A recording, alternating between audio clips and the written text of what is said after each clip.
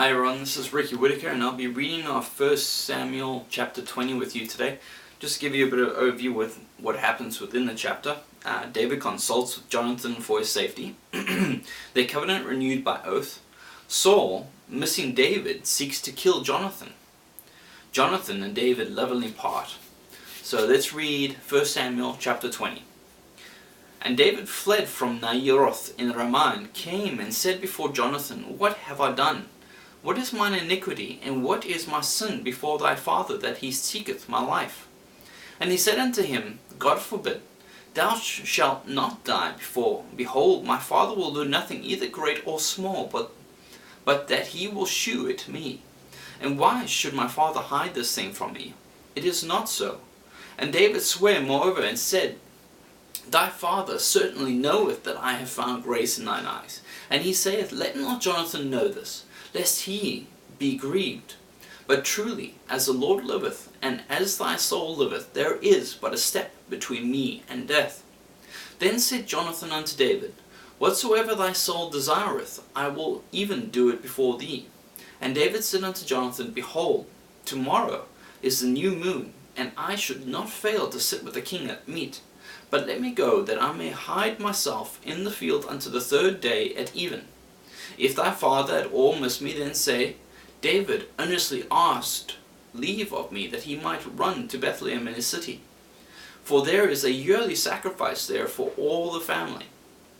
If he say thus, It is well, thy servant shall have peace. But if he be very wroth, then be sure that evil is determined by him. Therefore thou shalt deal kindly with thy servant, for thou hast brought thy servant into a covenant of the Lord with thee. Notwithstanding, if there be in me iniquity, slay me thyself. For why shouldest thou bring me to thy father? And Jonathan said, Far be it from thee, for if I knew certainly that evil were determined by my father to come upon thee, then would not I tell it thee. Then said David to Jonathan, Who shall tell me? Or what if thy father answer thee roughly? And Jonathan said unto David, Come, and let us go into the field.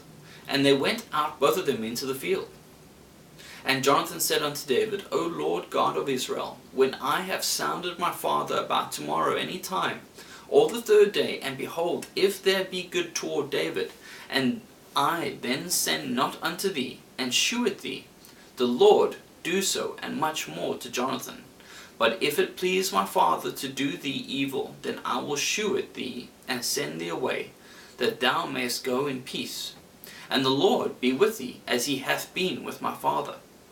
And thou shalt not only while yet I live shew me the kindness of the Lord, that I die not. But also thou shalt not cut off thy kindness from my house forever. No, not when the Lord hath cut off the enemies of David, every one from the face of the earth. So Jonathan made a covenant with the house of David, saying, Let the Lord even require it at the hand of David's enemies. And Jonathan caused David to swear again, because he loved him, for he loved him as he loved his own soul. Then Jonathan said to David, Tomorrow is the new moon, and thou shalt be missed, because thy seat will be empty. And when thou hast stayed 3 days, then thou shalt go down quickly, and come to the place where thou didst hide thyself, and the business was in hand, and shalt remain by the stone Ezel. And I will shoot 3 arrows on the side thereof, as though I shot at a mark. And behold, I will send a lad, saying, Go find out the arrows. If I expressly say unto the lad, Behold, the arrows on the right are on this side of thee, take them. Then come thou, for there is peace to thee, and no hurt, as the Lord liveth. But if I say thus unto the young man, Behold, the arrows are beyond thee, go thy way, for the Lord hath sent thee away. And as touching the matter which thou and I have spoken of, behold, the Lord be between thee and me forever.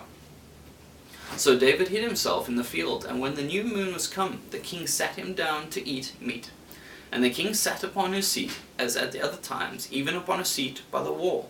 And Jonathan arose, and Abner sat by Saul's side, and David's place was empty. Nevertheless Saul spake not anything that day, for he thought, Something hath befallen him. He is not clean, surely he is not clean. And it came to pass on the morrow, which was the 2nd day of the month, that David's place was empty. And Saul said unto Jonathan his son, Wherefore cometh not the son of Jesse to meat, neither yesterday nor today? And Jonathan answered Saul, David earnestly asked leave of me to go to Bethlehem. And he said, Let me go, I pray thee, for our family hath a sacrifice in the city, and my brother, he hath commanded me to be there. And now if I have found favour in thine eyes, let me get away, I pray thee, and see my brethren. Therefore he cometh not unto the king's table. Then Saul's anger was kindled against Jonathan, and he said unto him, Thou son of the perverse rebellious woman, do not I know that thou hast chosen the son of Jesse to thine own confusion, and unto the confusion of thy mother's nakedness? For as long as the son of Jesse liveth upon the ground, thou shalt not be established, nor thy kingdom. Wherefore now send and fetch him unto me, for he shall surely die. And Jonathan answered Saul his father, and said unto him, Wherefore shall he be slain, and what hath he done? And Saul cast a javelin at him to smite him, whereby Jonathan knew that it was determined of his father to slay David. So Jonathan arose from the table in fierce anger, and did eat no meat the 2nd day of the month, for he was grieved for David, because his father had done him shame.